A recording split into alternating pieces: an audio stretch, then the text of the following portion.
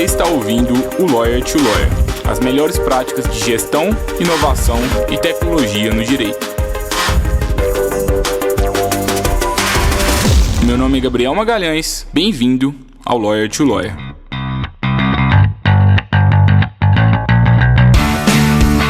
Olá advogado, olá advogada, seja bem-vindo, seja bem-vinda a mais um Lawyer to Lawyer da Free Law. Meu nome é Gabriel Magalhães e é um prazer estar aqui com vocês novamente.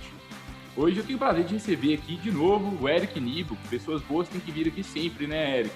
Um prazer estar recebendo o Eric da Bits Academy. A gente está chegando aqui na data de gravação desse episódio, né, no final de 2020, e um dos temas mais comentados na advocacia em 2020, já em 2019, cada ano com mais força, né, é o Legal Design. E a gente resolveu aqui junto com o pessoal da Bits Academy produzir um conteúdo especial para vocês, com tudo que vocês precisam saber sobre Legal Design em 2021. A Bits Academy lançou recentemente uma das pesquisas aí mais completas, eu acho que a pesquisa mais completa do mercado, com certeza. Entrevistou em mais de 400 pessoas, teve mais de 400 voluntários nessa pesquisa, analisando as tendências de Legal Design. Então hoje a gente vai falar o que é Legal Design, por que usar, como utilizar mesmo na prática. E tem muitas pessoas que abordam esse tema de forma superficial e não vai ser o caso aqui hoje, tá? Prometo para vocês que se vocês ficarem até o final do episódio, aí o Eric vai dar dicas valiosas para vocês começarem já a aplicar Legal Design em 2021 ou quem sabe até em 2020, se você tiver aí tempo aí para aplicar nesse finzinho de ano. Seja bem-vindo, Eric. Obrigado, viu? Prazer estar te recebendo aqui de novo. Obrigado você, Gabriel. Conta um pouquinho aí só da sua trajetória, assim, se apresenta em poucas palavras aí para quem ainda não te conhece. Se você ainda não escutou o último episódio que o Eric participou, volta lá que também tá bacana, né, Eric? Sim, com certeza. Foi muito bom aquele último episódio. Quem não ouviu, né? Fica à vontade, dá uma olhada lá e volta para cá já em seguida. Minha trajetória, eu comecei nessa parte de Direito e Tecnologia há uns 10 anos. Depois de ter passado pela EasyTaxi, na época era uma das maiores startups aí do Brasil, eu fui gerente jurídico global lá, então eu cuidava de vários países lá dentro. Antes disso eu já tinha também passado por uma experiência de fintech, eu tinha aberto uma fintech com alguns programadores, né? E isso também ao mesmo tempo em que eu trabalhava em alguns outros lugares, né? Então, fui de escritório grande, fui de fundo de investimento, fui de escritório pequeno, etc. Aí eu resolvi empreender. E nesse momento em que eu resolvi empreender, eu acabei me voltando cada vez mais para a tecnologia. Então, hoje eu sou fundador da Bits Academy e a gente trabalha com transformação digital. Também escrevi alguns livros durante esse período, sou professor de algumas faculdades, etc. Então, estou sempre fazendo várias coisas aí, Gabriel. Legal. Currículo de peso, né, pessoal? O Eric aí, quando eu comecei, acho que eu não te contei isso no último episódio, mas eu lembro que quando eu comecei a Free Law, e aí eu conheci algumas pessoas, assim, falaram assim, nossa, tem uma pessoa, assim, que é incrível, que é o Eric. Eu acho que eu até te mandei uma mensagem. Que legal, cara. Há uns 2 anos atrás, quando a gente estava lá no início da Free Law, e você foi super receptivo conosco. Então, é um dos líderes do ecossistema. Um prazer estar te recebendo aqui, Eric. E, assim, para a gente começar a discussão sobre Legal Design, qual que é a diferença, assim, falam Visual Law, Legal Design, qual que é a diferença de um design normal, assim, do design que foca na experiência do usuário para o Legal Design? Porque me parece, Eric, e eu não sei se você concorda, se discorda, mas me parece que muitas vezes o nosso mercado aqui cria alguns termos específicos para o direito e meio que não tem tanta diferença do que acontece lá fora, né? Então, já existe o design que foca na experiência do usuário, já existe o designer ali que foca em criar interfaces ali mais amigáveis. Tem diferença disso? O que é a diferença de Legal Design para Visual Law? Como que você vê essas questões? Cara, muito boa pergunta. Eu acho que você tocou num ponto crucial, é até um dos pontos que a gente toca no livro que a gente vai lançar agora, provavelmente no final do ano. E aí um dos exemplos que a gente dá é de um produto chamado Juicy Salif, né? Então é um espremedor de laranja que foi criado, só que ele é muito bonito, e ele foi usado como objeto de decoração, porque ele não era funcional para espremer uma laranja, né? Então aí você tem uma questão importante de design aí, que é: o design deve ser funcional, deve pensar no usuário ou é só estética? Então a gente parte de uma premissa, assim como muitos, de que uma coisa é arte, outra coisa é design. Então a gente precisa separar essas coisas. E aí quando a gente foca em design, o design tem que considerar essa experiência do usuário ou ser criado para um usuário. Eu não vou tirar da minha cabeça um produto que não serve para ninguém. Então eu preciso levar isso em consideração. E aí a gente fala do design centrado no humano ou design centrado no usuário, porque eu preciso de alguma forma considerar ele como centro do desenvolvimento. Afinal, é ele que vai usar aquilo. Então a palavra design significa concepção de um produto ou serviço. Então é essa a ideia por trás do design, não é exatamente desenhar, né? É concepção de um produto ou serviço. E aí, como a gente está falando dessa concepção, de alguma forma eu preciso prototipar, criar um protótipo desse produto ou serviço. E aí entra essa questão de desenho, né? Um rascunho e depois a melhoria disso para garantir que seja um produto acabado.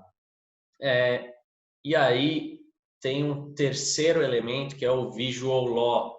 Então aí eu derivo de design para uma área específica que é o legal design, e o legal design está dentro de information design, que é o design da informação. Como que eu vou passar informações para as pessoas?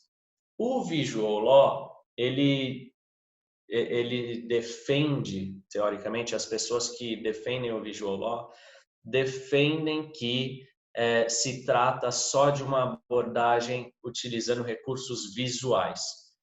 O legal design, por outro lado, ele é o uso do design da experiência do usuário, então eu entender como o usuário interage com aquilo e o direito para criar produtos e serviços jurídicos que consideram todos os aspectos da sua construção e pensando no usuário.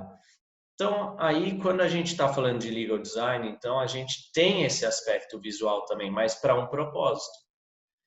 E esse propósito é servir ao usuário. Agora, o que eu critico e que eu não gosto na definição de visual law? É só recurso visual? Cara, então eu posso fazer qualquer rabisco ali e não tem serventia nenhuma, ou não é focado para melhorar a experiência do usuário, então não serve. Então é arte.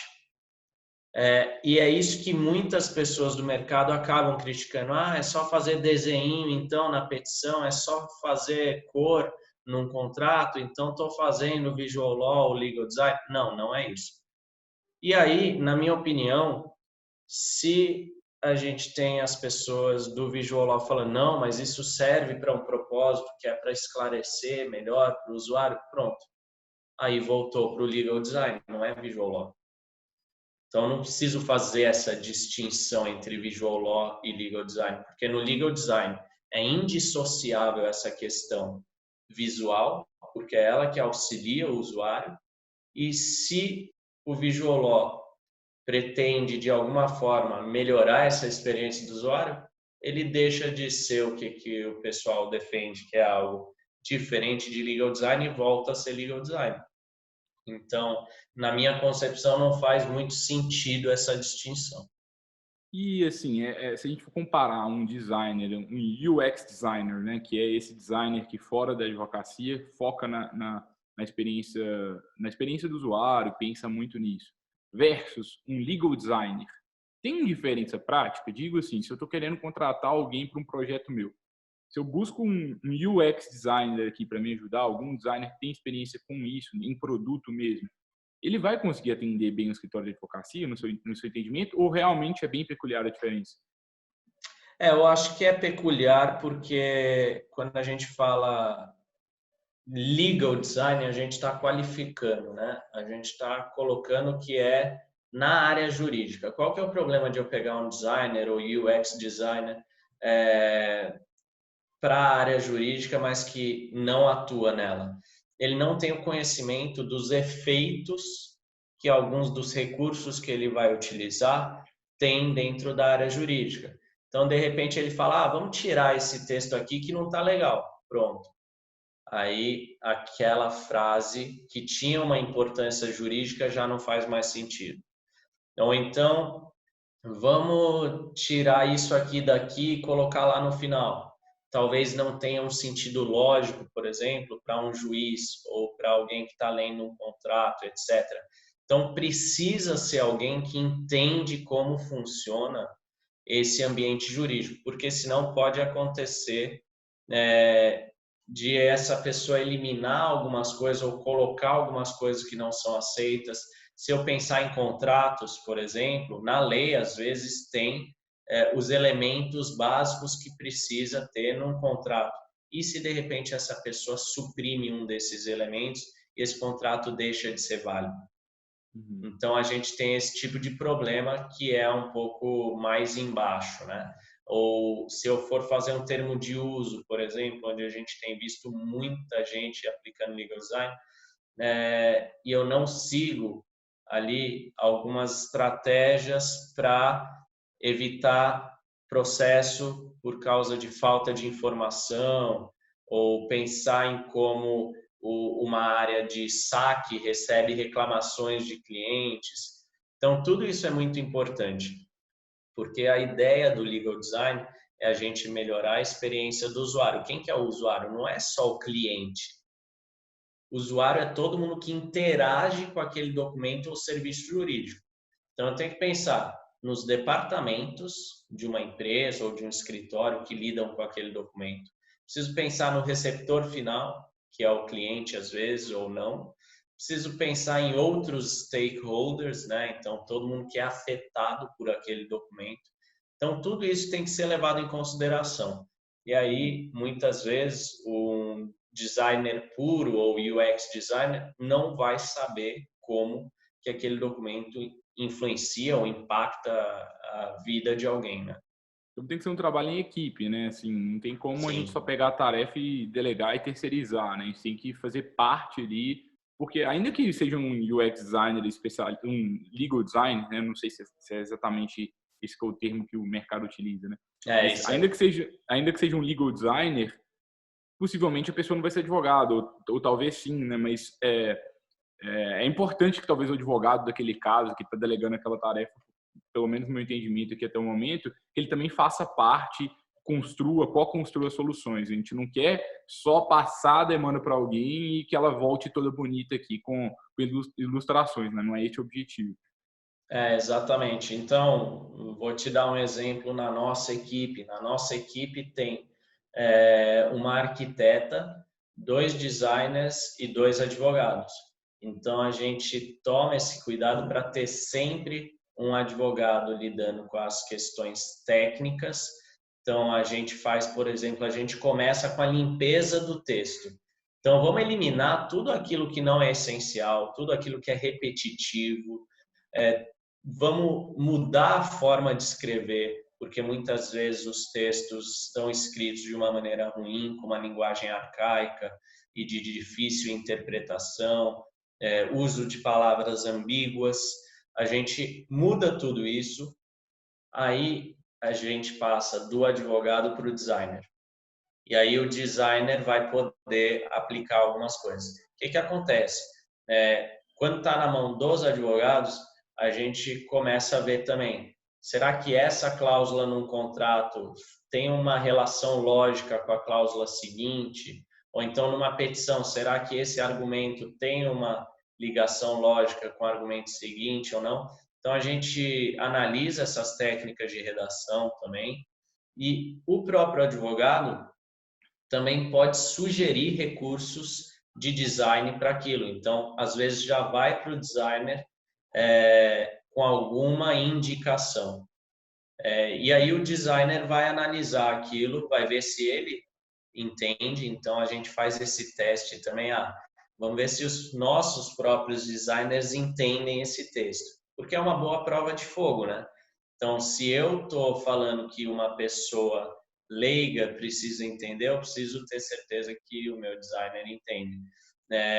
E aí eles vão analisar o que faz sentido, o que não faz sentido e como trazer elementos de design que auxiliem na compreensão daquele documento, ou então que estimulem certos comportamentos do usuário. Isso a gente também pode fazer.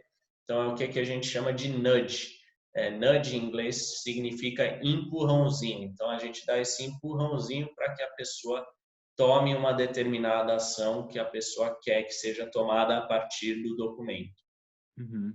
Não, legal. Então, assim, pessoal, para vocês começarem a escutar ou assistir esse episódio pensando só nas artes, no design, nas ilustrações, eu não sei se foi um balde de água fria, mas espero que não, na verdade, né? Porque é muito mais do que isso, sabe? Isso é a visão superficial mesmo do design, isso é bem bacana que o Eric traz.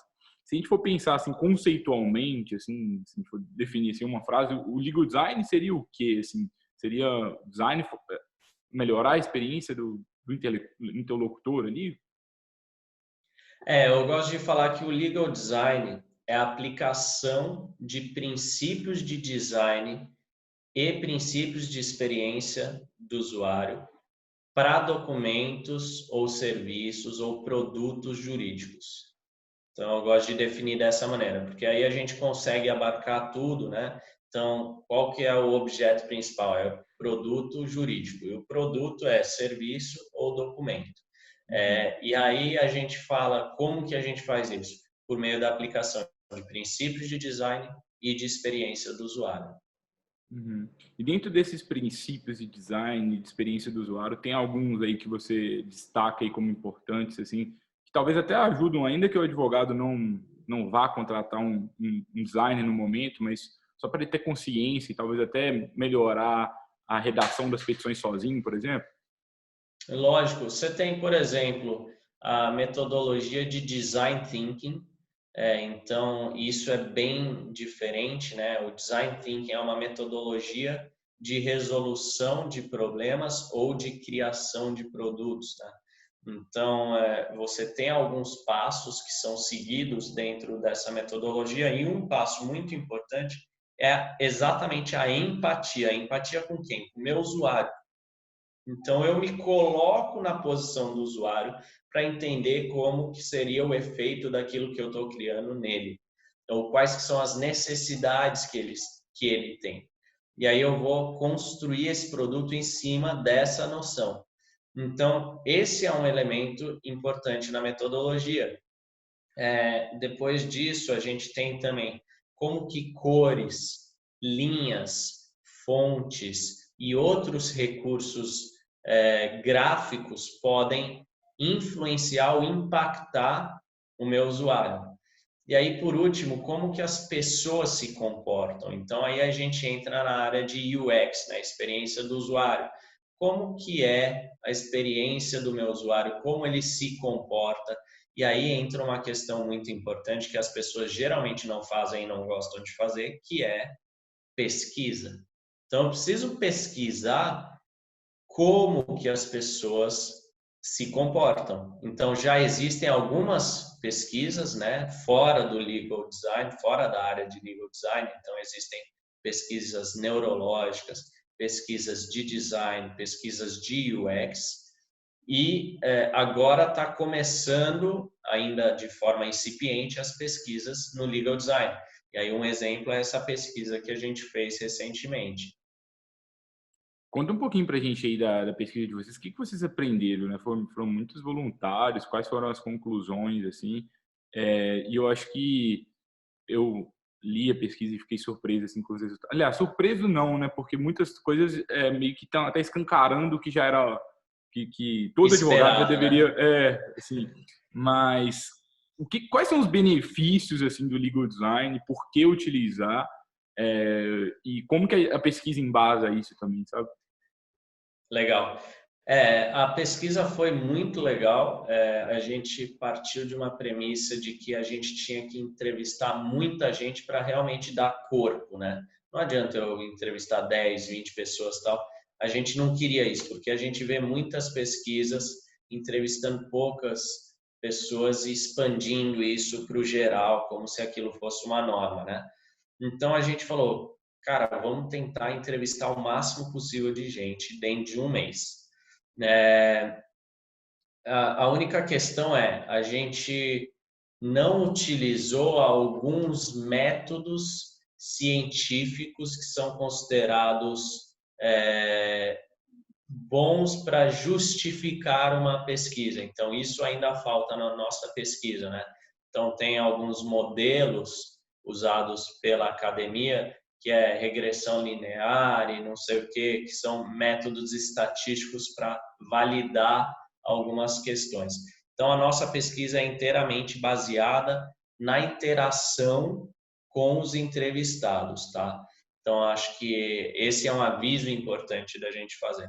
E aí foram 463 voluntários de 20 estados diferentes. E aí esses 20 estados separados nas cinco macro-regiões que a gente tem no Brasil, né? Nordeste, Sul, Sudeste, Norte, Centro-Oeste. A gente separou esse grupo de 463 voluntários em 3 grupos. O grupo controle, que representaria como uma pessoa normal lê um documento. Um grupo de advogados, porque a gente entende que essas pessoas têm um tipo específico de entendimento, eles já lidam com documentos todo dia, então a interação com os documentos acaba sendo diferente. E um grupo de leigos, são aqueles formados por qualquer outra coisa que não direito, tá? E aí a gente dividiu a pesquisa em 2 fases. A primeira fase foi uma série de perguntas em relação a preferências quanto ao design, etc. A segunda fase, a gente colocou um contrato para eles lerem e atrás desse contrato tinha um algoritmo que analisava como eles liam, tá? Então, esse algoritmo, ele mapeava quando a pessoa dava zoom ou clicava ou fazia o scroll down, né, que é para descer, onde que movia o mouse ou o dedo na tela, etc. Então, aí a gente tem 2 tipos diferentes de resultados, né? Um relacionado à preferência e outro a como as pessoas lidam com o documento. Então, a gente viu algumas coisas, a gente já tinha algumas hipóteses que a gente achava e algumas delas foram confirmadas. Então, quando a gente olha para o grupo de controle, a gente colocou, por exemplo, vários botões iguais numa tela e pediu para as pessoas clicarem no botão, falando qual deixa mais confortável para você concordar com um contrato online. Lógico que em nenhum lugar você vai ver 4 botões assim na mesma página para concordar. Mas qual que era a ideia? A gente entender qual que é a tendência da pessoa, ela clica em qual botão. E a gente tinha uma hipótese, vai clicar mais no primeiro. E foi exatamente isso que aconteceu.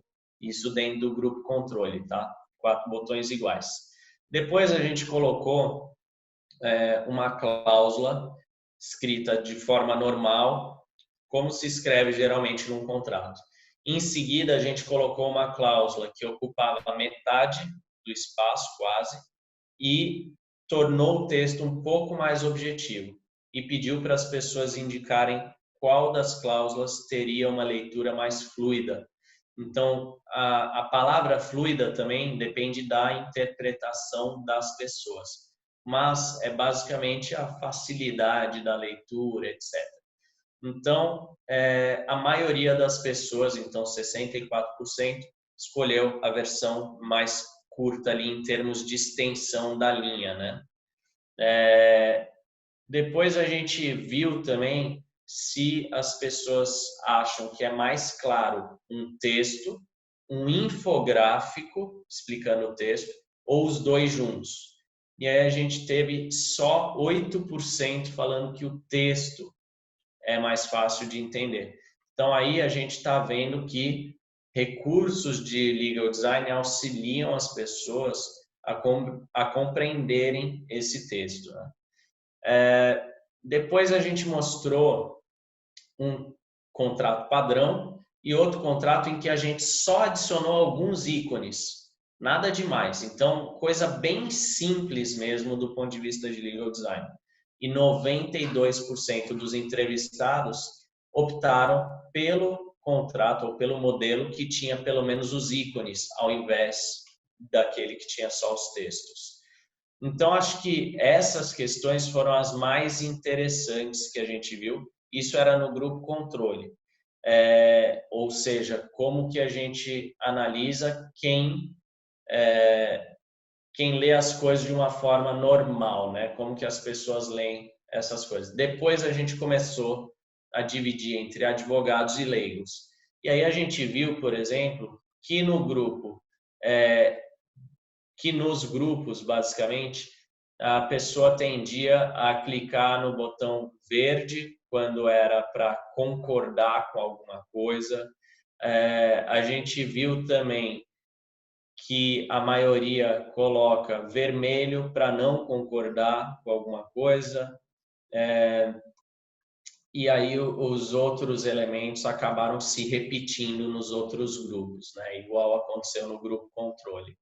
O que a gente viu também é que o padrão de leitura do documento, aí voltando para a fase 2, né, em que a gente botou aquele algoritmo atrás do documento, a gente viu que o padrão de leitura do documento lido por advogados e por leigos é diferente. Então, a gente notou que os advogados tendem a ler muito mais o começo das cláusulas, enquanto os leigos não. E os leigos acabam sendo muito mais atraídos aí pelos elementos de design, aparentemente também, e acabam interagindo mais em determinadas áreas em relação ao que os advogados fazem. Então, é interessante a gente ver essa diferença de interação. A gente também viu que no final de um documento, se tem uma próxima página, as pessoas começam a encerrar ali a atenção, concentrando para o meio, e aí, quando chega no final da página, nota que tem uma próxima página, abre de novo a atenção. E a gente viu também que sempre que tem um elemento de design também, tem mais interação das pessoas no documento. Aí pode falar o que for, a gente especula, né, que isso traz uma maior atenção das pessoas para o documento, porque se tem mais interação, alguma coisa está acontecendo. A pessoa está clicando, está dando zoom, seja lá o que for, então existe mais interação, a gente acaba entendendo que existe maior atenção no documento quando existe recurso de legal design. Então, é mais ou menos isso que a gente extrai dessa pesquisa.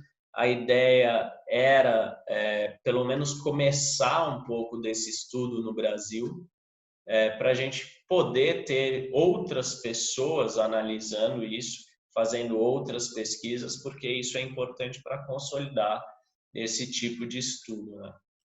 Eu acho que a pesquisa escancara coisas que a gente, algumas, aliás, grande parte das questões, né, dos problemas de que a gente aponta hoje com legal design, são questões que são talvez os maiores problemas do poder judiciário, da advocacia como um todo, né?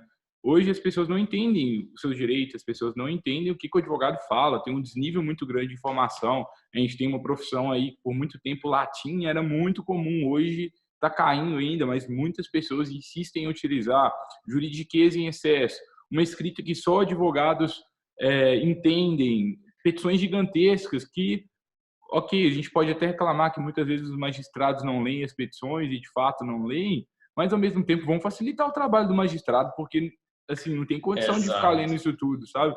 Então, a gente tem problemas que estão na cara de todo mundo aí, só não está vendo quem não quer. E está mudando. O legal design é algo que está trazendo uma nova perspectiva. A pesquisa da Bits Academy, ela escancara várias dessas coisas, e também pela pesquisa a gente já começa a ter algumas ideias, né, que você mesmo sozinho já pode começar a mudar aí na forma que você faz petição, na forma que você faz contrato, ou você pode já pensar em um investimento talvez maior de começar a contratar algum legal designer aí para atuar junto com vocês. O link para a pesquisa aí da Bits Academy está aqui na descrição do episódio, seja onde você estiver assistindo ou escutando. Recomendo muito que você leia com calma aí. São, salvo engano, mais de 10 páginas, né, Eric? São exatamente 10. São 10 páginas, exatamente 10 páginas de muito conteúdo para vocês. Tem uma introdução ali, um pouco teórica ali, teórica e prática, na verdade, né? Para nivelar, né? Para todo mundo entender. Então, acho que vocês vão gostar bastante desses documentos. E, Eric, eu queria saber, assim, ok, entendemos os benefícios, entendemos a importância. Agora, quais exemplos que a gente tem de aplicação? Aonde que a gente aplica? Aplica em petição, aplica em contrato de honorários? Por onde começar? Assim, quais são os diferentes tipos assim, de aplicação que você vê na prática? Cara, tem aplicação para tudo dentro do ambiente jurídico. Então, eu vou dar alguns exemplos aqui. Quando a gente olha para o exterior, em Nova York aplicaram para explicar uma lei referente a vendedores ambulantes. Então, esses vendedores ambulantes muitas vezes tinham uma baixa capacidade de interpretação de texto ou de entendimento do que diz a lei, e eles desenharam como que essas pessoas precisavam fazer a sua atividade, né? Esse é um negócio chamado Street Vendor Project, tá? Então tá disponível aí se procurar no Google. Na África do Sul, um cara muito bacana criou um contrato para os agricultores, né? Para os catadores de laranjas dentro de uma fazenda de cítricos, né?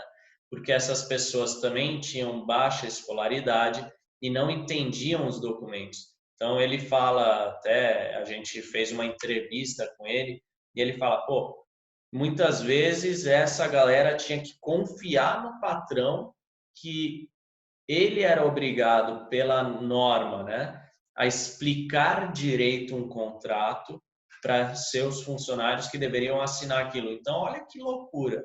A lei fala que essa pessoa tem que explicar claramente para o seu empregado o que está escrito ali. Então, eu estou confiando cegamente no meu patrão. E eu não tenho essa autonomia de decisão. Então, o que ele fez? Ele criou o que ele chama de comic contract, que é um contrato no formato de um quadrinho. Então, história em quadrinho.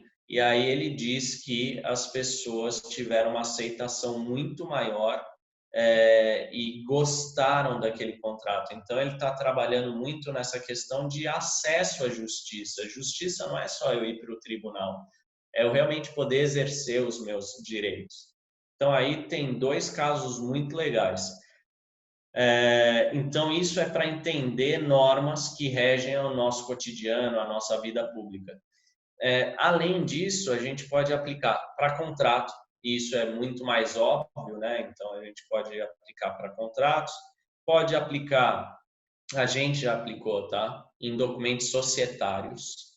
Então, a gente aplicou para um cliente que ele faz um programa específico com crianças, para que elas atuem de alguma forma com um tipo societário.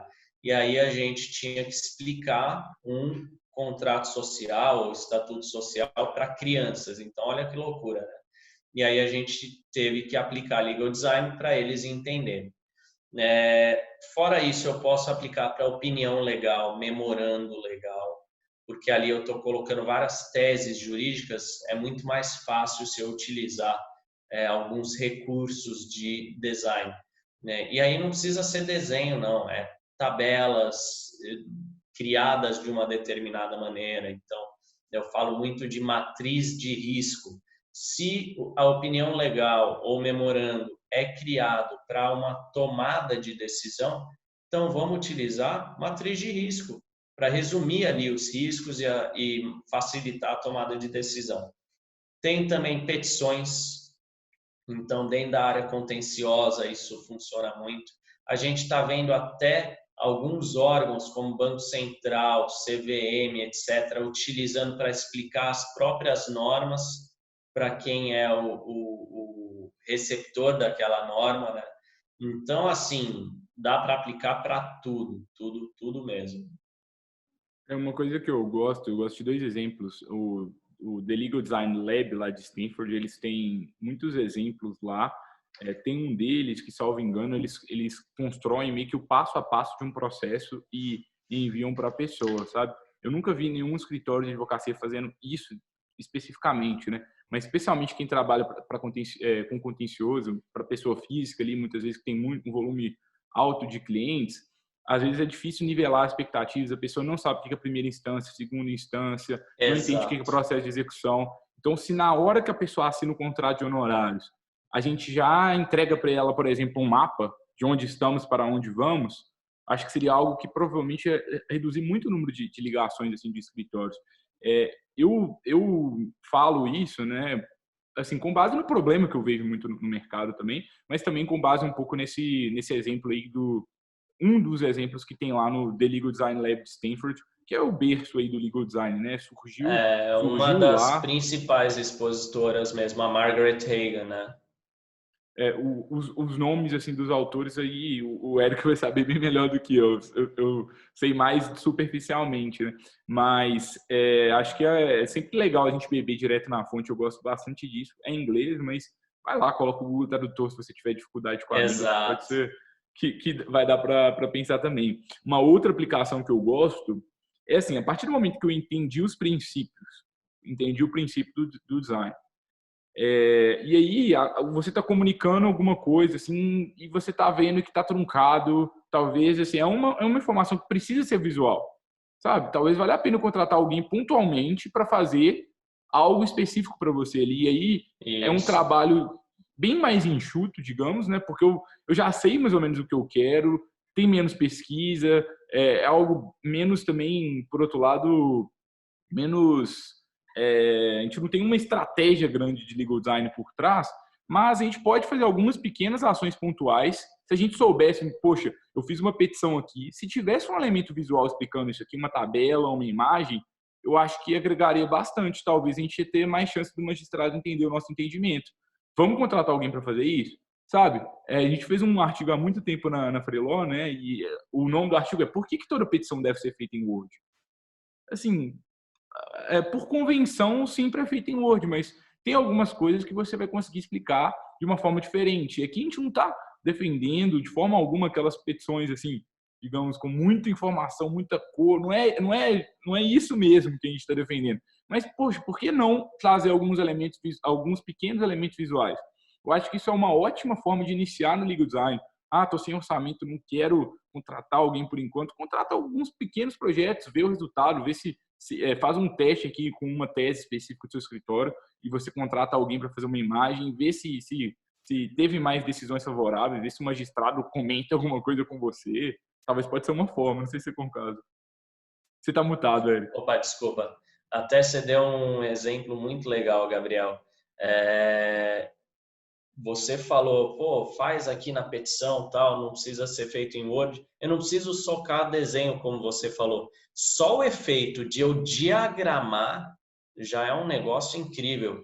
Quando você falou isso, me veio na cabeça aqui uma petição que foi feita pela Amil. E a Amil usou essas técnicas de diagramação.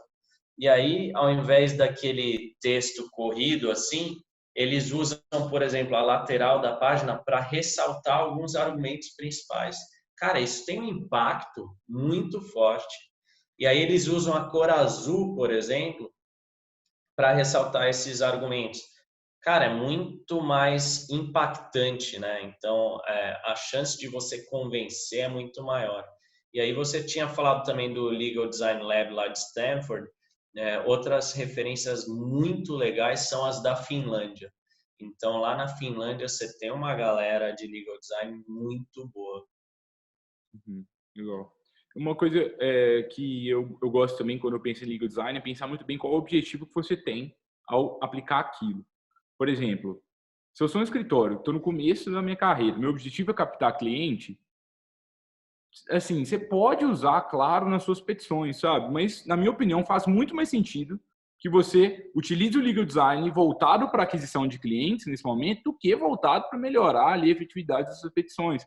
Não que isso não seja importante, mas você está no início da carreira. Então, foca no legal design nesse início da jornada, talvez para fazer um contrato de honorário diferente, para fazer uma apresentação institucional diferente, para que quando o cliente fechar, você criar, por exemplo, esse mapa da jornada do cliente ali durante a trajetória do seu escritório. E aí, depois que você superou essas questões, aí talvez valha a pena eu ir para essas questões mais da petição. Tudo, óbvio, vai contribuir para que você consiga mais clientes, porque você vai ter uma visão mais... você vai ser diferenciado, vai ser diferenciada. O seu cliente vai gostar ali do seu trabalho, provavelmente, porque poucas pessoas estão fazendo isso. Mas a gente tem que saber aonde que a gente foca, sabe? Se eu estou no início, eu focaria em ações de legal design para que eu consiga mais clientes. Então, eu estou tendo um problema que eu estou tendo pouca taxa de resposta ali das minhas propostas de contratos de honorários. Então, vamos fazer uma pesquisa, vamos entender por que está sendo pouca proposta, vamos ver aonde que entra elemento visual, aonde que talvez não vai ser um elemento visual, vai ser uma régua de contato. Então, talvez eu não estou conseguindo fechar contratos porque eu enviei a proposta e nunca mais fiz follow-up. Talvez eu tenha que criar uma régua de contatos e isso vai ser suficiente por enquanto. Então, cuidado também para vocês não começarem a aplicar legal design em tudo. Comecei e já quero fazer todas as minhas petições de forma diferente, meu contrato de honorário de forma diferente. Acho que entenda o maior desafio do seu escritório e aí, com base nele e com base nos princípios do legal design, eu começaria por ali e pouco a pouco a gente começa ali com um grupo controle, que igual o experimento aqui do Eric, né? Dando resultado, a gente vai expandindo até que, de fato, o legal design foi incorporado aí à vida do seu escritório. Você concorda, Eric, ou não? Concordo demais, Gabriel. Acho que a gente não tinha falado sobre isso até agora. Eu acho que você tocou num ponto muito importante. Para eu fazer legal design de verdade, eu tenho que ter um objetivo claro. Então, não adianta eu jogar as coisas ali sem um objetivo. Eu tenho que entender. Se eu colocar esse ícone, qual que é o objetivo que eu tenho com esse ícone? Se eu colocar essa cor, qual que é o objetivo que eu tenho com essa cor? Porque senão você não está fazendo legal design, você só está pintando ali o documento ou desenhando no documento. E não é essa a ideia. A ideia é você usar recursos só quando tiver um objetivo muito claro. E é isso que vai garantir também que você não polua o documento. Então, essa questão que o Gabriel falou do objetivo é essencial. E aí pensa mesmo como usar isso de forma estratégica, porque não dá para você abraçar o mundo, tem que ter foco. Então, vou usar para qual finalidade e no que em cada momento. Acho que isso realmente é uma boa dica, Gabriel. E, Eric, para a gente finalizar aqui, como aplicar legal design? De forma, talvez, se a gente pudesse separar de uma forma enxuta, de uma intermediária, de uma avançada, assim, para diferentes orçamentos, pensando desde quem é uma equipe e quem já tem uma equipe maior estruturada. Aí a gente tem que pensar aí no passo a passo. Então, acho que uma coisa é focar. Então, no que eu quero aplicar, começar aplicando. Pega as ferramentas que você pode utilizar para isso. Então, PowerPoint, bancos de imagens, bancos de ícones, o Canva é muito legal para isso. Então, aí para quem está começando, né? Para quem já está numa situação intermediária, aí pode pensar em usar algumas ferramentas como Canva e PowerPoint, mas aí transportar para o Word depois, porque a gente sabe que os documentos têm que ser editáveis. Então, se você manda um documento para alguém, essa pessoa tem que conseguir editar esse documento. Então, isso é muito importante. E aí, para quem está no avançado, pode criar templates no Photoshop, InDesign e outras plataformas, e aí usar alguns recursos mais avançados, usar tecnologia também. Então, usar hiperlinks, usar alguma integração, assinatura digital, etc., Então, é pensar em todas essas coisas. O que é importante para a gente começar a aplicar o legal design? Primeiro, dá uma analisada no texto. Procura sinônimos que podem substituir as palavras difíceis. Procura por redundâncias. Vamos eliminar. Procura por repetição do que está escrito na lei. Se está escrito na lei, eu não preciso repetir. A lei já rege as relações jurídicas. Então, são alguns dos requisitos aí na limpeza do texto. Depois da limpeza do texto, eu preciso ter certeza que aquilo conversa com o usuário. Então, se não conversa, que recursos que eu posso utilizar? Então, aí a gente está falando de novo dos objetivos. A gente precisa usar os princípios de legal design para comunicar algo. Então, como que eu comunico algo melhor? Que recursos que eu posso utilizar para melhorar isso? E no terceiro passo, aí eu aplico esses recursos para fazer sentido. E aí eu tenho que pensar na experiência do usuário. Como que o receptor desse documento vai analisar isso? Facilita ou dificulta a vida dele? E aí é legal também pesquisar um pouco na prática como que isso acontece. Então aí seria como aplicar aí o legal design em 3 passos, Gabriel. E, Eric, mais uma pergunta que me veio à mente aqui, livros e cursos que você teria de indicação e, assim, analisando especificamente o legal designer em si, se algum advogado que assim, é uma oportunidade de mercado, de fato, para um advogado ou é mais para um designer se tornar legal designer, assim, como que você vê essa possibilidade de carreira para quem está querendo se especializar, seja para se tornar um legal designer e prestar serviço para outras pessoas, seja para aplicar no seu próprio escritório. Quais seriam os próximos passos e como que você vê esse mercado, especificamente para os advogados? Assim, vale a pena pensar, se especializar para prestar serviço para alguém ou não? Perfeito, Gabriel. E aí entra também na questão aí de 2021, né? Tendências para 2021.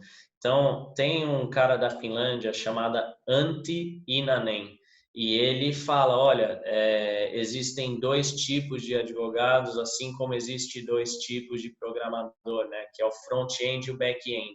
O programador front-end é aquele que sabe fazer essa parte visual que vocês veem na tela do computador de vocês. E o back-end é quem escreve aquele código bruto, sem muita interação com essa interface que vocês veem na tela de vocês. E ele diz que na advocacia seria a mesma coisa. Então, eu tenho o advogado que sabe fazer esse front-end e eu tenho o advogado e aí a maioria dos advogados só sabe fazer o back-end. E na programação a gente tem o full stack, que é aquele que sabe fazer o front-end e o back-end. Então, ele defende que agora a gente precisa aprender a fazer o front-end e vai ter um diferencial quem sabe fazer o back e o front. E aí, saiu também uma pesquisa da Robert Half. A Robert Half é uma das maiores consultorias de headhunting, ou seja, de contratação de profissionais. E aí eles colocaram as tendências dentro do mercado jurídico. Uma delas é o legal design, que agora as pessoas precisam saber fazer esse tipo de trabalho. Por quê? A gente está na era do digital, etc. Então, as pessoas estão acostumadas com uma melhor experiência do usuário, precisam ter uma interação melhor com os documentos, entender as coisas, entendeu? Então, isso é muito importante. Então, eu preciso que as pessoas saibam fazer isso. Hoje é uma cobrança, não é mais um diferencial. Então, acho que isso é muito importante. Qualquer pessoa pode fazer, qualquer pessoa deve fazer, e é uma tendência cada vez maior. Então, é uma oportunidade, mas também uma necessidade. Então, eu posso começar hoje me diferenciando, me especializando nisso, etc. Ainda é um nicho, tá? Então, não é todo mundo que está à procura disso ainda, mas é uma tendência. Então, muitas pessoas focando nisso, porque é o que o mercado vai exigir, já está exigindo. Então, a gente nota pelos nossos clientes. Eles contratam advogados e nos contratam depois para fazer essa camada de front-end aí. Então, é interessante a gente pensar nisso. Eu te pedir, Eric, para você me encaminhar essas referências para a gente colocar aqui na descrição do episódio, para quem quiser se aprofundar, né? assim, uau, né, pessoal? Foi muita informação. Acho que foi um dos melhores Lawyer to Lawyers aí até então. Se você está aqui até agora e não compartilhou, não curtiu esse episódio, não deixou a avaliação do Lawyer to Lawyer, você vai ter que parar agora e fazer isso. Desculpa se eu estou atrapalhando a sua corrida ou o que você estiver fazendo agora, mas eu acho que esse episódio está merecendo bastante que outros advogados escutem. Só agradecimentos a você, viu, Érico? O trabalho de vocês é fantástico e admiro muito você. Uma aula aqui, certamente na Black Friday, e talvez alguém ofereceu um curso de legal design por R$ 997, que era pior do que esse episódio aqui do Lawyer to Lawyer que a gente está dando para vocês de graça aí. Acho que espero de verdade que vocês tenham gostado, compartilhem com outros colegas advogados. Eu fico muito feliz de vocês estarem aqui até o final desse episódio, porque, poxa, se vocês estão aqui é porque realmente vocês acreditam nessa nova advocacia. E o impacto social que esse movimento vai gerar para todo mundo é muito bonito. Sabe, um dos maiores problemas que existem no mundo como um todo é a falta do acesso à justiça. E quando a gente tem o legal design aplicado à advocacia, um dos grandes objetivos, é claro, é melhorar a satisfação do cliente, mas também abordar esses problemas grandes, esses problemas sociais grandes. Então, se vocês estão consumindo esse tipo de informação, significa que talvez a gente está um pouquinho mais próximo de combater esse aí, um dos maiores desafios aí da humanidade, né? Então, é muito bonito o legal design, acho que a gente precisa mais disso. A gente está acostumado com a Netflix, a gente está acostumado com o Spotify, a gente não está acostumado com a experiência ruim de advogado. E, vamos combinar, a gente gosta de criticar muito advogado, mas não é só advogado, não. É todo tipo de prestação de serviço. Eu não aguento mais ir no médico e com essas experiências ruins de ficar esperando em sala de espera, eu não aguento mais Ô, quase Gabriel, todo posso tipo te de falar? prestação de serviço, sabe? Cara, eu nem vou no médico para não ter a experiência ruim de ir lá, sabe? É toda prestação de serviço. A gente vai ter que melhorar. Tá, o movimento está acontecendo e quem está aqui certamente está se antecipando. Então, obrigado a todos pela audiência. Recados finais aí, Eric, os seus contatos, se as pessoas quiserem conhecer mais sobre a Bits Academy. E também, se faltou alguma pergunta aí, alguma conclusão que você traz aí, vamos fazer um recap aqui, né, para a gente finalizar. Legal design, o que, por quê e como aplicar em 2021. Palavras finais. Beleza. Bom, pessoal, o que, né? Então, princípios de design de experiência do usuário para você criar documentos e serviços jurídicos. Por quê? Você precisa, de alguma forma, atender a essa realidade que o Gabriel acabou de falar. Então, as pessoas esperam mais. Todos nós somos usuários de Netflix, Spotify, ou seja lá o que for, e a experiência desses serviços é muito melhor do que aquele serviço que a gente consumia na década de 90 ou início dos anos 2000. Então, isso passa a ser uma exigência. E isso é em todos os mercados, não é só o direito. Só que aí, se é em todos, o direito também precisa atender a essa tendência. Então, aí é o porquê que a gente começa a discutir mais sobre legal design agora. Para 2021, a gente já discutiu que existe uma tendência muito forte da busca por esses profissionais e de pessoas que saibam fazer isso. Então, é importante a gente, pelo menos, se atualizar em relação a isso. E aí, ao longo desse episódio, vocês viram como aplicar, pelo menos como começar. Quem tiver interesse também pode seguir a Bits Academy, pode me seguir tanto no LinkedIn quanto no Instagram, até o WhatsApp, vocês vão ver que tem meu número aí também, tudo que é canto eu deixo sempre aberto, sou super acessível, então quem quiser trocar uma ideia, tirar dúvidas, etc., fica à vontade, tá? Gabriel, queria agradecer aí mais essa oportunidade de estar aqui contigo, sempre muito legal aí o bate-papo contigo, acho que os episódios aí de vocês são de altíssima qualidade. Obrigado, viu? Eu que agradeço de novo por ter topado aí mais uma vez aqui em sequência falar com a gente, é um prazer. Pessoal, muito obrigado a todos pela audiência. Estou saindo aqui inspirado, doido para trabalhar, assim, ter um dia melhor, assim, inclusive, realmente pensando no impacto social. Às vezes a gente se esquece disso, né? Por que a gente fez direito? Acho que o legal design, pelo menos para mim, ele volta um pouco na essência, sabe? A gente tem que se comunicar melhor com as pessoas. Espero que vocês tenham gostado do episódio. Marca a gente lá no Instagram, se você tiver escutado, se estiver escutando ainda, @freelaw.work. Segue a gente lá.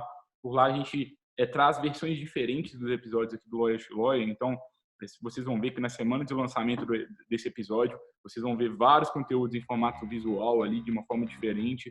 Por quê? Porque a gente está aqui com conteúdo em áudio e depois a gente vai tentar tratar ele de design para que quem não goste do áudio ou quem está querendo rever algum conceito específico, a gente joga lá nas redes sociais.